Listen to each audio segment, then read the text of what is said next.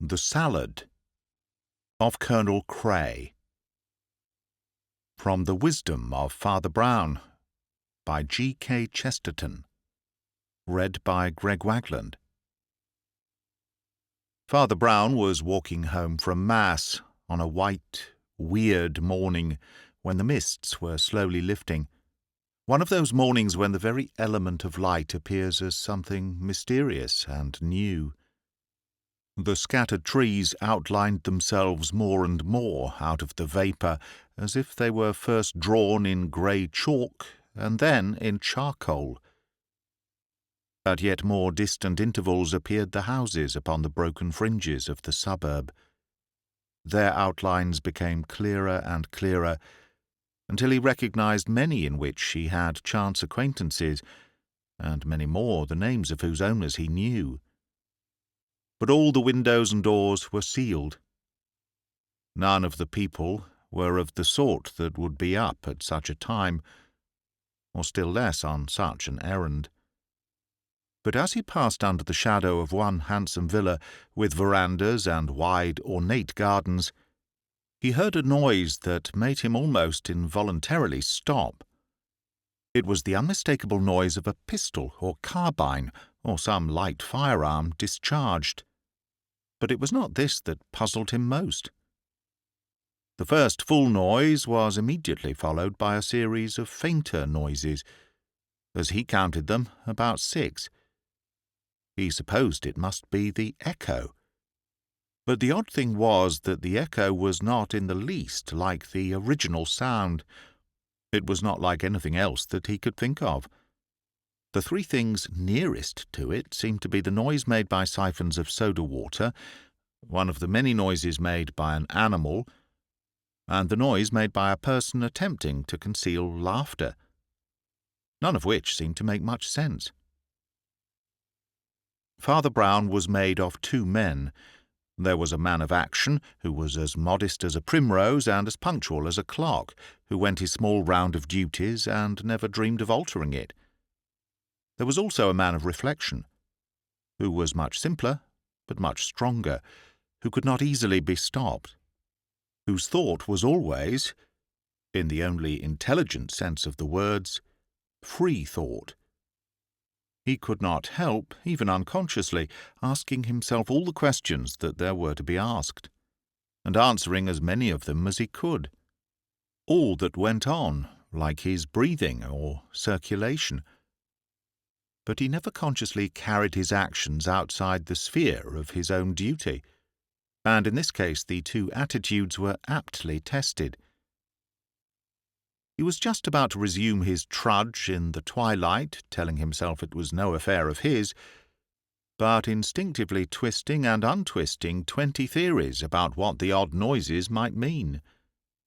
Then the grey skyline brightened into silver, and in the broadening light he realised that he had been to the house which belonged to an Anglo-Indian major named Putnam, and that the major had a native cook from Malta who was one of his communion.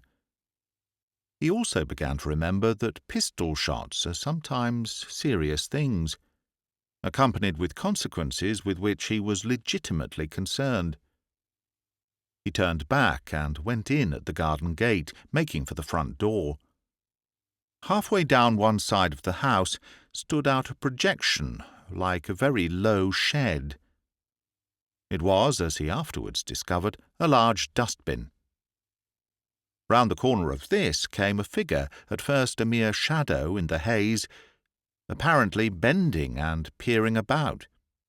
Then, coming nearer, it solidified into a figure that was indeed rather unusually solid.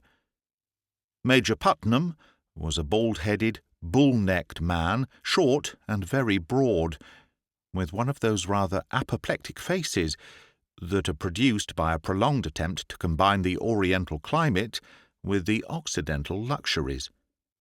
But the face was a good-humoured one, and even now, though evidently puzzled and inquisitive, wore a kind of innocent grin. He had a large palm-leaf hat on the back of his head, suggesting a halo that was by no means appropriate to the face. but otherwise he was clad only in a very vivid suit of striped scarlet and yellow pyjamas, which, though glowing enough to behold, must have been, on a fresh morning, pretty chilly to wear. He had evidently come out of his house in a hurry, and the priest was not surprised when he called out without further ceremony, "Did you hear that noise?" "Yes," answered Father Brown. "I thought I had better look in case anything was the matter." The Major looked at him rather queerly, with his good-humoured gooseberry eyes. "What do you think the noise was?" he asked. "It sounded like a gun or something," replied the other, with some hesitation, but it seemed to have a singular sort of echo. The Major was still looking at him quietly, but with protruding eyes, when the front door was flung open, releasing a flood of gaslight on the face of the fading mist, and another figure in pyjamas sprang or tumbled out into the garden.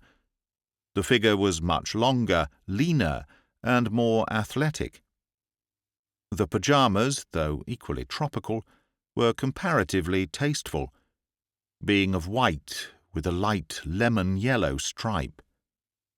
The man was haggard, but handsome, more sunburned than the other.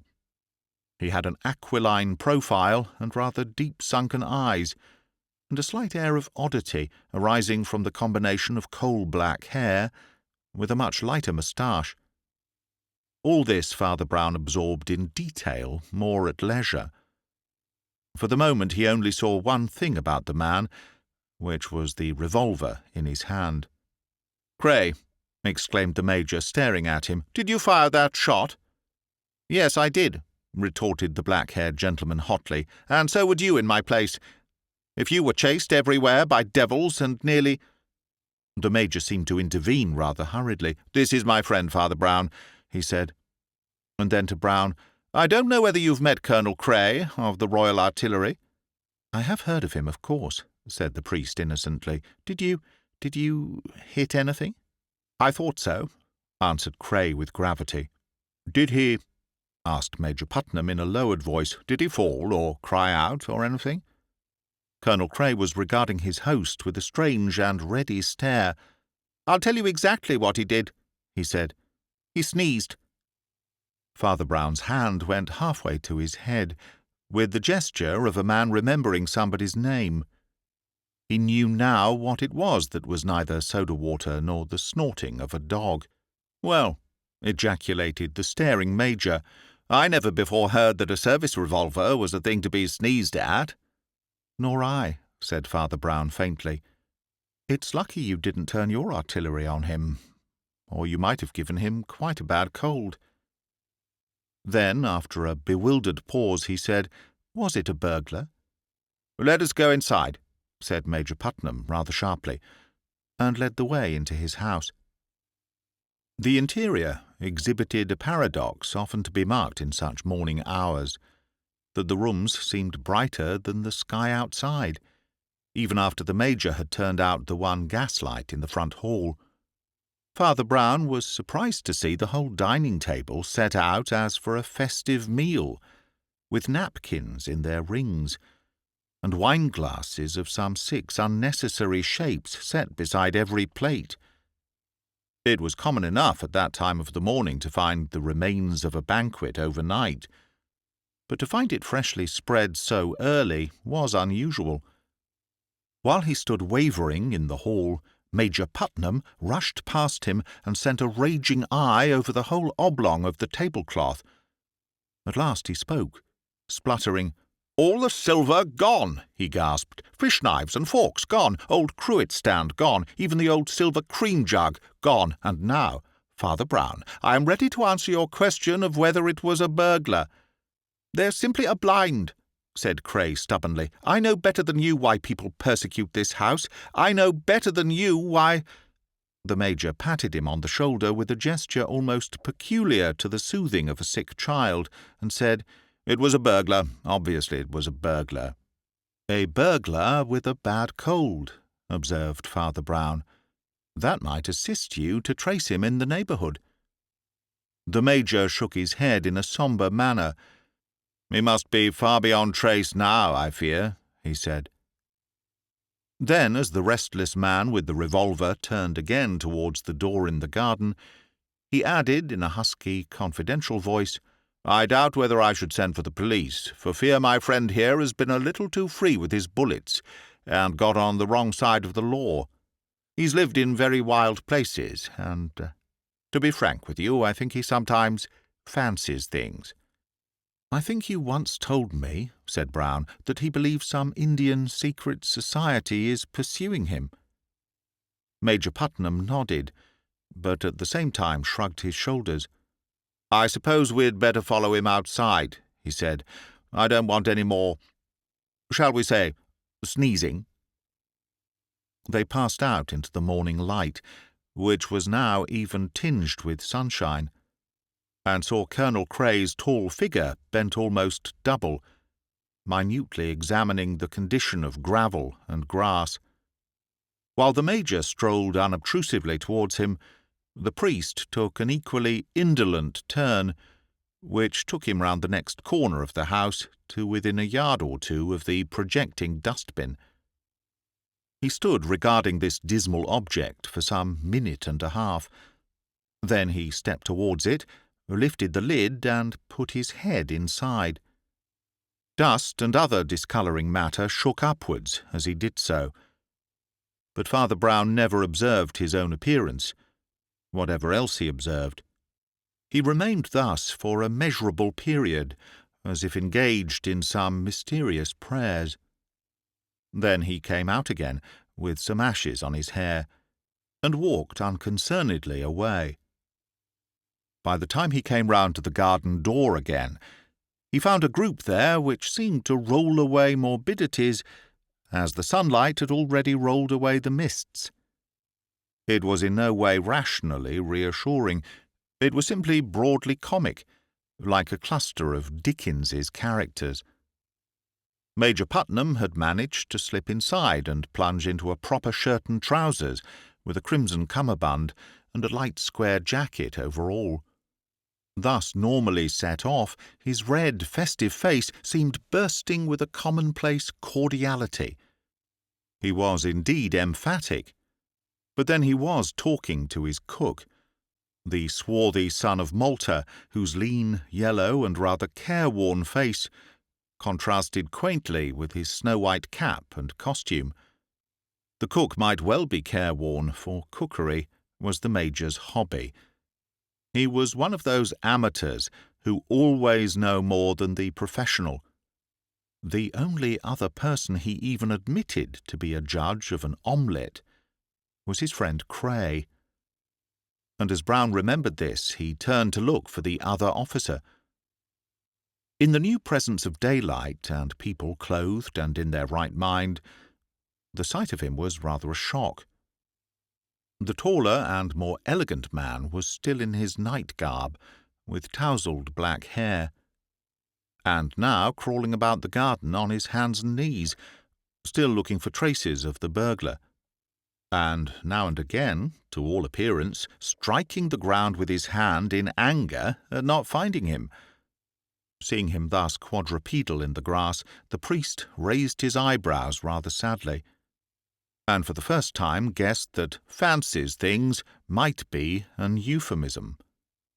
The third item in the group of the cook and the epicure was also known to Father Brown. It was Audrey Watson, the Major's ward and housekeeper, and at this moment, to judge by her apron, tucked-up sleeves, and resolute manner, much more the housekeeper than the ward. "It serves you right," she was saying. "I always told you not to have that old-fashioned cruet stand." "I prefer it," said Putnam placably. "I'm old-fashioned myself, and the things keep together." "And vanish together, as you see," she retorted. "Well, if you are not going to bother about the burglar, I shouldn't bother about the lunch. It's Sunday, and we can't send for vinegar and all that in the town, and you Indian gentlemen can't enjoy what you call a dinner without a lot of hot things. I wish to goodness now you hadn't asked Cousin Oliver to take me to the musical service. It isn't over till 12:30, and the Colonel has to leave by then. I don't believe you men can manage alone." "Oh, yes, we can, my dear," said the Major, looking at her very amiably. Marco has all the sauces, and we've often done ourselves well in very rough places, as you might know by now. And it's time you had a treat, Audrey. You mustn't be a housekeeper every hour of the day, and I know you want to hear the music." "I want to go to church," she said, with rather severe eyes. She was one of those handsome women who will always be handsome, because the beauty is not in an air or a tint, but in the very structure of the head and features. But though she was not yet middle-aged, and her auburn hair was of Titianesque fullness in form and colour, there was a look in her mouth and around her eyes which suggested that some sorrows wasted her, as winds waste at last the edges of a Greek temple. For indeed, the little domestic difficulty of which she was now speaking so decisively was rather comic than tragic. Father Brown gathered, from the course of the conversation, that Cray, the other gourmet, had to leave before the usual lunch-time, but that Putnam, his host, not to be done out of a final feast with an old crony, had arranged for a special déjeuner to be set out and consumed in the course of the morning, while Audrey and other graver persons were at morning service. She was going there under the escort of a relative and old friend of hers, Dr. Oliver Oman, who, though a scientific man of a somewhat bitter type, was enthusiastic for music, and would go even to church to get it. There was nothing in all this that could conceivably concern the tragedy in Miss Watson's face, and by a half-conscious instinct Father Brown turned again to the seeming lunatic grubbing about in the grass. When he strolled across to him, the black, unbrushed head was lifted abruptly, as if in some surprise at his continued presence. And indeed Father Brown, for reasons best known to himself, had lingered much longer than politeness required, or even, in the ordinary sense, permitted. "Well," cried Cray with wild eyes, "I suppose you think I'm mad, like the rest." "I have considered the thesis," answered the little man composedly, "and I incline to think you are not." "What do you mean?" snapped Cray quite savagely. "Real madmen," explained Father Brown, "always encourage their own morbidity. They never strive against it. But you are trying to find traces of the burglar, even when there aren't any. You are struggling against it. You want what no madman ever wants." "And what is that?" "You want to be proved wrong," said Brown. During the last words, Cray had sprung or staggered to his feet, and was regarding the cleric with agitated eyes. "By hell, but that is a true word," he cried. "They are all at me here that the fellow was only after the silver. As if I shouldn't be only too pleased to think so. She's been at me." And he tossed his tousled black head towards Audrey, but the other had no need of the direction. "She's been at me today about how cruel I was to shoot a poor harmless housebreaker, and how I have the devil in me against poor harmless natives. But I was a good-natured man once, as good-natured as Putnam." After a pause he said, "Look here, I've never seen you before, but you shall judge of the whole story. Old Putnam and I were friends in the same mess, but owing to some accidents on the Afghan border, I got my command much sooner than most men. Only we were both invalided home for a bit. I was engaged to Audrey out there, and we all travelled back together. But on the journey back things happened. Curious things. The result of them was that Putnam wants it broken off, and even Audrey keeps it hanging on. And I know what they mean, I know what they think I am, so do you. Well, these are the facts. The last day we were in an Indian city, I asked Putnam if I could get some Trichinopoly cigars. He directed me to a little place opposite his lodgings. I have since found he was quite right. But opposite is a dangerous word when one decent house stands opposite 5 or 6 squalid ones. And I must have mistaken the door. It opened with difficulty, and then only on darkness. But as I turned back, the door behind me sank back and settled into its place, with a noise as of innumerable bolts. There was nothing to do but to walk forward, which I did through passage after passage, pitch dark. Then I came to a flight of steps, and then to a blind door secured by a latch of elaborate Eastern ironwork, which I could only trace by touch, but which I loosened at last. I came out again upon gloom, which was half turned into a greenish twilight by a multitude of small but steady lamps below. They showed merely the feet or fringes of some huge and empty architecture. Just in front of me was something that looked like a mountain. I confess I nearly fell on the great stone platform on which I had emerged, to realize that it was an idol, and worst of all, an idol with its back to me. It was hardly half human, I guessed, to judge by the small squat head, and still more by a thing like a tail or extra limb turned up behind and pointing like a loathsome large finger at some symbol graven in the centre of the vast stone back. I had begun in the dim light to guess at the hieroglyphic, not without horror, when a more horrible thing happened. A door opened silently in the temple wall behind me, and a man came out, with a brown face and a black coat. He had a carved smile on his face, of copper flesh and ivory teeth. But I think the most hateful thing about him was that he was in European dress. I was prepared, I think, for shrouded priests or naked fakirs. But this seemed to say that the devilry was over all the earth, as indeed I found it to be. "If you had only seen the monkey's feet," he said, smiling steadily and without other preface, "we should have been very gentle. You would only be tortured and die. If you had seen the monkey's face, still we should be very moderate, very tolerant. You would only be tortured and live. But as you have seen the monkey's tail, we must pronounce the worst sentence, which is, go free." When he said the words, I heard the elaborate iron latch with which I had struggled automatically unlock itself, and then, far down the dark passages I had passed, I heard the heavy street door shifting its own bolts backwards. "It is vain to ask for mercy. You must go free," said the smiling man. "Henceforth a hair shall slay you like a sword, and a breath shall bite you like an adder. Weapons shall come against you out of nowhere, and you shall die many times." And with that he was swallowed once more in the wall behind, and I went out into the street. Cray paused, and Father Brown unaffectedly sat down on the lawn and began to pick daisies. Then the soldier continued. "Putnam, of course, with his jolly common sense, pooh-poohed all my fears, and from that time dates his doubt of my mental balance. Well, I'll simply tell you in the fewest words the 3 things that have happened since, and you shall judge which of us is right.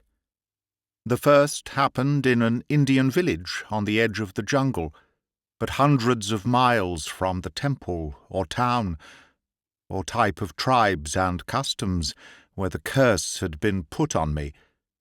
I woke at black midnight, and lay thinking of nothing in particular when I felt a faint tickling thing, like a thread or a hair, trailed across my throat.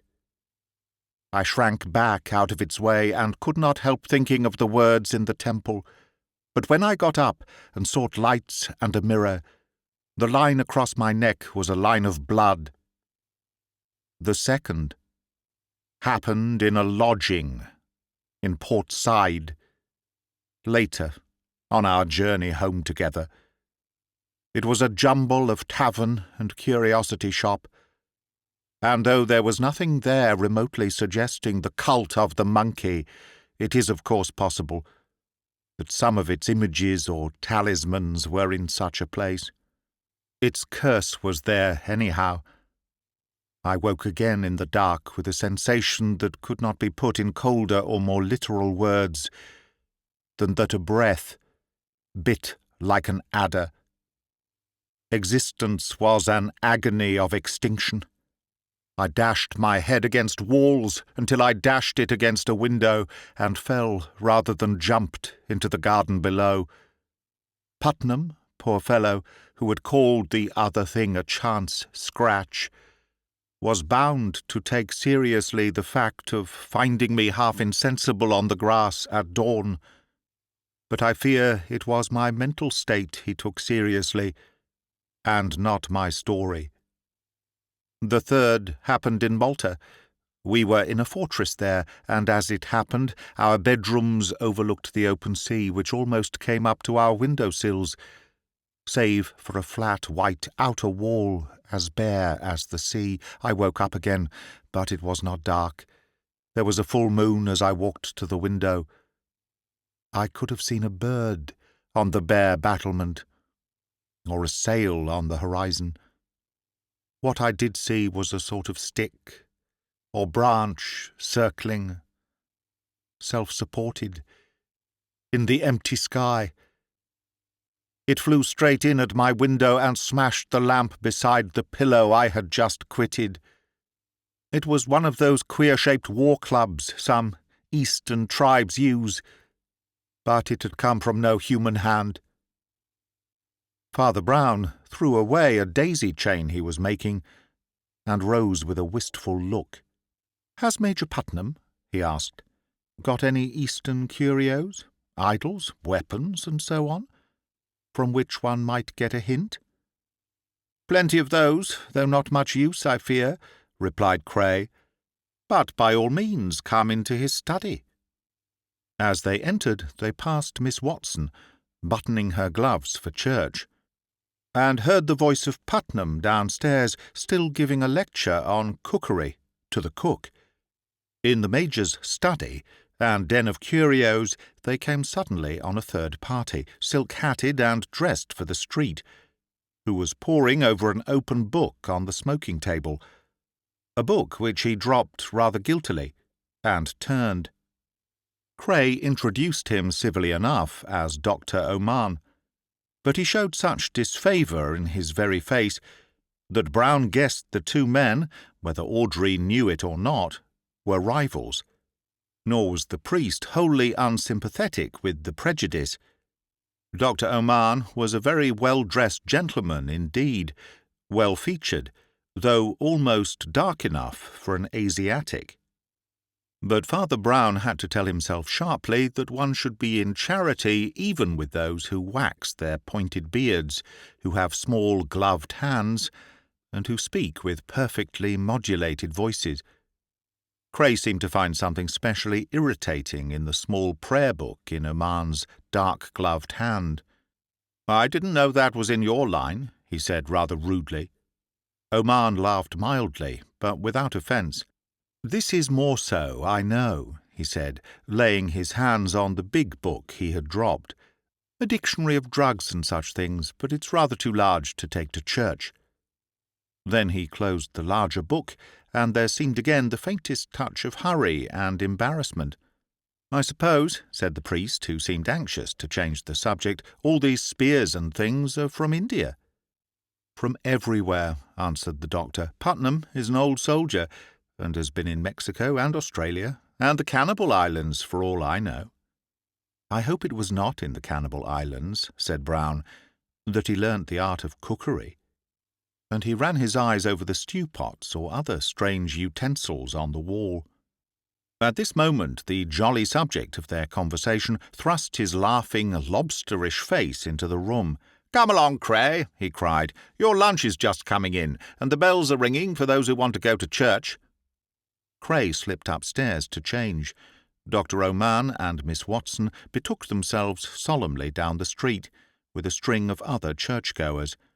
But Father Brown noticed that the doctor twice looked back and scrutinized the house, and even came back to the corner of the street to look at it again. The priest looked puzzled. "He can't have been at the dustbin," he muttered, "not in those clothes. Or was he there earlier today?" Father Brown, touching other people, was as sensitive as a barometer.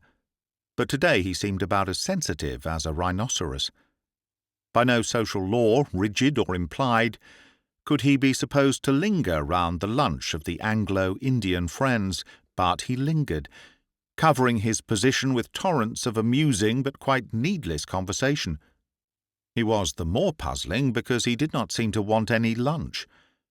As one after another of the most exquisitely balanced kedgerries of curries, accompanied with their appropriate vintages, were laid before the other two, he only repeated that it was one of his fast days, and munched a piece of bread, and sipped and then left untasted a tumbler of cold water. His talk, however, was exuberant. "I'll tell you what I'll do for you," he cried. "I'll mix you a salad. I can't eat it, but I'll mix it like an angel. You've got a lettuce there?" "Unfortunately, it's the only thing we have got," answered the good-humoured Major. "You must remember that mustard, vinegar, oil, and so on vanished with the cruet and the burglar." "I know," replied Brown, rather vaguely. "That's what I've always been afraid would happen. That's why I always carry a cruet stand about with me. I'm so fond of salads." And to the amazement of the two men, he took a pepper pot out of his waistcoat pocket and put it on the table. "I wonder why the burglar wanted mustard, too," he went on, taking a mustard pot from another pocket. "A mustard plaster, I suppose, and vinegar, and producing that condiment.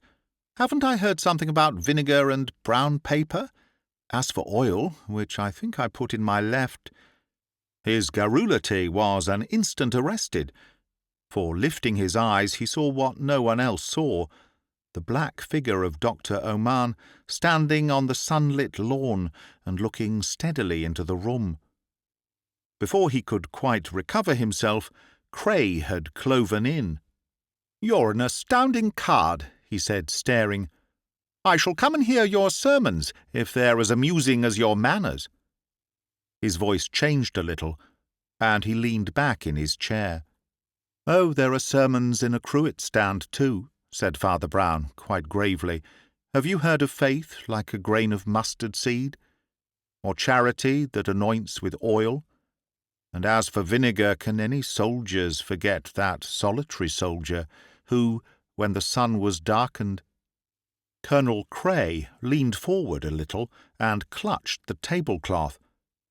Father Brown, who was making the salad, tipped 2 spoonfuls of the mustard into the tumbler of water beside him, stood up, and said in a new, loud and sudden voice, "Drink that!" At the same moment the motionless doctor in the garden came running, and bursting open a window cried, "Am I wanted? Has he been poisoned?" "Pretty near," said Brown, with the shadow of a smile, for the emetic had very suddenly taken effect, and Cray lay in a deck-chair, gasping as for life, but alive. Major Putnam had sprung up, his purple face mottled. "A crime!" he cried hoarsely. "I will go for the police." The priest could hear him dragging down his palm-leaf hat from the peg and tumbling out of the front door. He heard the garden gate slam, but he only stood looking at Cray, and after a silence said quietly, "I shall not talk to you much, but I will tell you what you want to know. There is no curse on you. The temple of the monkey was either a coincidence or a part of the trick. The trick was the trick of a white man. There is only one weapon that will bring blood with that mere feathery touch, a razor held by a white man. There is one way of making a common room full of invisible overpowering poison, turning on the gas, the crime of a white man. And there is only one kind of club that can be thrown out of a window, turn in mid-air, and come back to the window next to it. The Australian boomerang. You'll see some of them in the Major's study." With that he went outside and spoke for a moment to the doctor. The moment after, Audrey Watson came rushing into the house and fell on her knees beside Cray's chair. He could not hear what they said to each other, but their faces moved with amazement, not unhappiness. The doctor and the priest walked slowly towards the garden gate. "I suppose the Major was in love with her too," he said with a sigh, and when the other nodded, observed, "You were very generous, Doctor. You did a fine thing. But what made you suspect?" "A very small thing," said Oman. "But it kept me restless in church till I came back to see that all was well. That book on his table was a work on poisons, and was put down open at the place where it stated that a certain Indian poison, though deadly and difficult to trace, was particularly easily reversible by the use of the commonest emetics. I suppose he read that at the last moment." "And remembered that there were emetics in the cruet stand," said Father Brown. "Exactly. He threw the cruet in the dustbin, where I found it, along with other silver, for the sake of a burglary blind. But if you look at that pepper pot I put on the table, you'll see a small hole.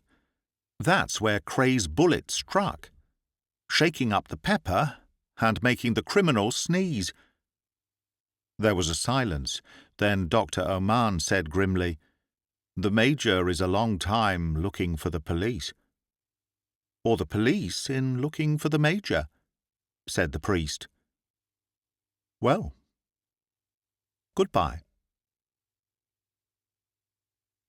That is the end of The Salad of Colonel Cray, from The Wisdom of Father Brown by G.K. Chesterton, read by Greg Wagland for Magpie Audio 2023. And if you've enjoyed this story, please consider subscribing to the channel. It's quite easy to do. Thanks very much for listening. Have a good day, evening, night. Cheers.